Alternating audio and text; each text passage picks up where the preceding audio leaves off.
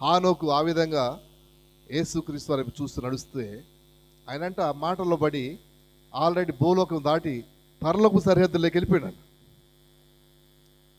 అప్పుడు దేవుడు అన్నాడంట, ఇక భూలోకమే చాలా దూరం ఉంది, పరలోకము బార్డర్స్లోకి వచ్చేసాం, ఇంకా నువ్వు అంత దూరం ఏం పోతావు రా అన్నాడంట.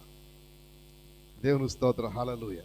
అట్లా హానోకు మరణం చూడకుండానే పరలోక రాజ్యం వెళ్ళిపోయాడు దేవునితో. కారణం ఏంటంటే యేసుక్రీస్తు వారితో దోస్తనం, భక్తి చాలా సింపుల్ అయిపోద్ది.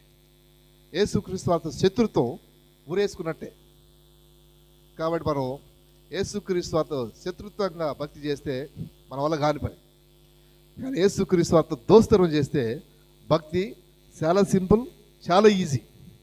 ఇంతకంటే మించిన సూత్రం ఇంకోటి లేనే లేదు ప్రపంచంలో. ఒక మాటలో చెప్పాలంటే భక్తి చేయటం అంటే యేసయ్యతో దోస్తనం చేయటమే. హల్లెలూయా.